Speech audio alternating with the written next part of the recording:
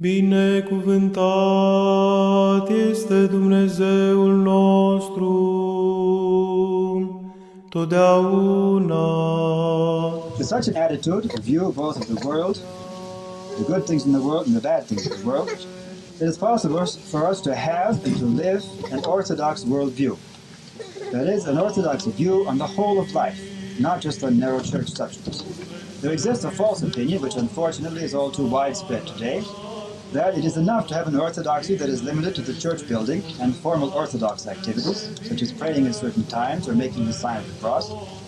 In everything else, so this opinion goes, one can be like anyone else, participating in the life and culture of our time without any problem, as long as we don't commit sin.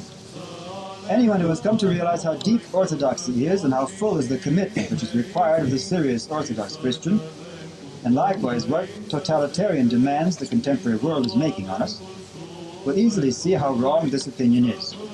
One is orthodox all the time, every day, in every situation of life, or one is not really orthodox at all. Our orthodoxy is revealed not just in our strictly religious views, but in everything we do and say. Most of us are very unaware of the Christian religious responsibility we have for the seemingly secular part of our lives. A person with a truly orthodox worldview lives every part of his life as orthodox and Christian. Let us therefore ask here, how can we nourish and support this orthodox worldview in our daily life? The first and most obvious way is to be in constant contact with the sources of Christian nourishment, and everything that the Church gives for our enlightenment and salvation. Church services and holy mysteries, Holy Scripture, the lives of saints, the writings of the Holy Fathers. One must, of course, read books that are on one's own level of understanding, and apply the Church's teachings to one's own circumstances in life. Then they can be fruitful in guiding us and changing us in the Christian way. But often these basic Christian sources do not have their full effect on us, or they don't really affect us at all, because we don't have the right Christian attitude towards them, and towards the Christian life they're supposed to inspire. Let me say a word here about what our attitude should be if we are to obtain real benefit from them, and if they are going to be for us the beginning of a truly orthodox worldview.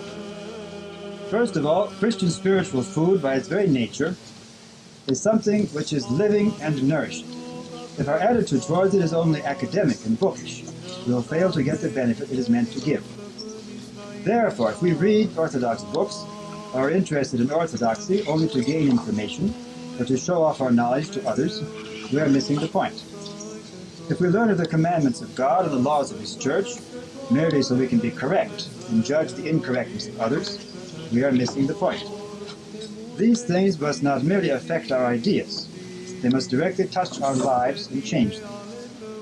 Any time of great crisis in human affairs, such as the critical times right in front of us in the free world, in these times those who place their trust in outward knowledge, in laws and canons and correctness, will be unable to stand. The strong ones then will be those whose orthodox education has given them a feel of what is truly Christian, those whose orthodoxy is in the heart and is capable of touching other hearts.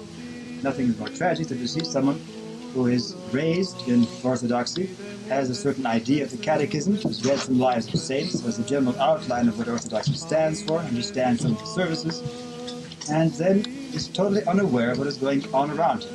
And he has children and gives to his children this life in two categories. One is the way most people live, and the other way is the way Orthodox live on Sundays and when they're reading some Orthodox texts. When a child is raised like that is most likely not going to take the Orthodoxy. It's going to be a very small part of his life, because the contemporary life is too attractive. Too many people are going for it. It's too much a part of reality today, unless he's been really taught how to approach it, how to guard himself against the bad effects of it, and how to take the good things which are in the world. Therefore, second point, our attitude beginning right now must be down to earth and normal. That is, our attitude must be applied to the real circumstances of our life. It cannot be a product of fantasy and escapism and refusal to face the often unpleasant facts of the world around us. If our orthodoxy is too exalted, too much in the clouds, it belongs in a hothouse and is incapable of helping us in our daily life, let alone saying anything for the salvation of those around us. Our world is quite cruel, and it wounds souls with its harshness.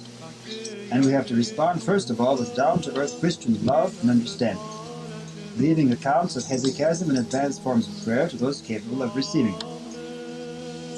So also our attitude must be not self-centered, but reaching out to those who are seeking for God and for a godly life. Nowadays, whenever there is a good-sized Orthodox community, the temptation is to make it into a society for self-congratulation and for taking delight in our Orthodox virtues and achievements. The beauty of our church buildings and furnishings, the splendor of our services, even the purity of our doctrine. But the true Christian life, ever since the time of the apostles, has always been inseparable from communicating it to others. An orthodoxy that is alive, by this very fact, shines forth to others. And there is no need to open a department of missions to do this. The fire of true Christianity communicates itself without this. If our orthodoxy is only something we keep for ourselves and boast about it, then we are the dead burying the dead, which is precisely the state of many of our Orthodox parishes today, even those that have a large number of young people, if they are not going deeply into their faith. It's not enough to say the young people are going to church, but to ask what are they getting in church, what are they taking away from church. And if they are not making orthodoxy a part of their whole life, then it's not that there's benefit in being in church.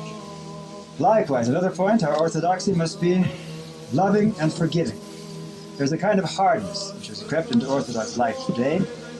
You say things like, that man is a heretic, don't go near him.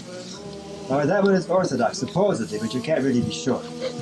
Or that one there is obviously a spy.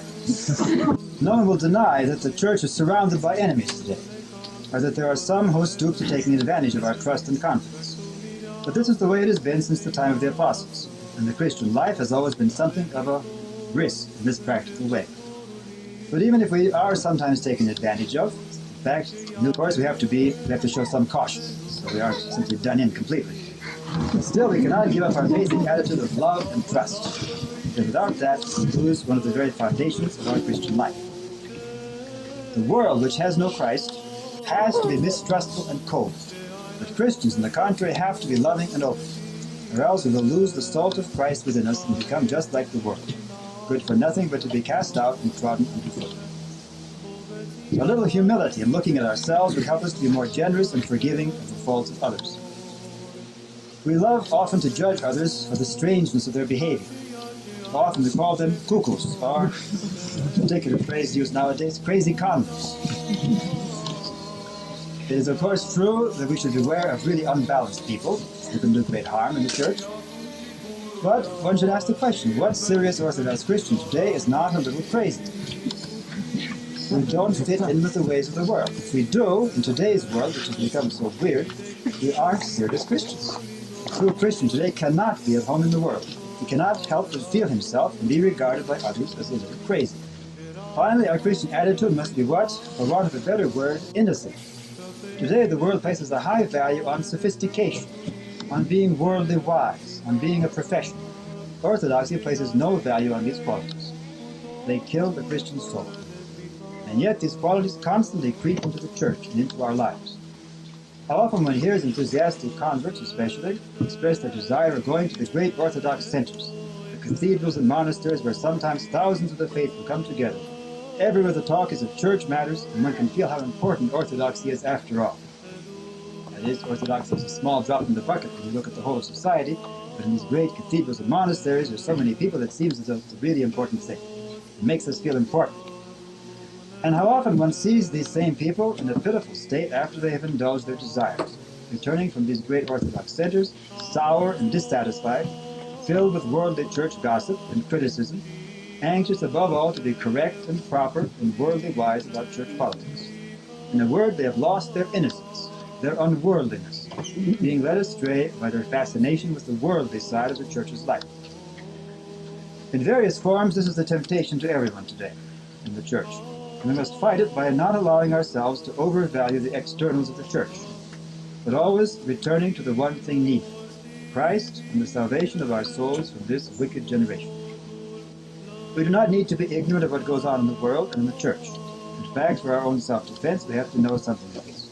But our knowledge must be practical and simple and single-minded, not sophisticated and not worldly. Cercetării celei dumnezeiești și purtării tale de grijă învrednicește-mă.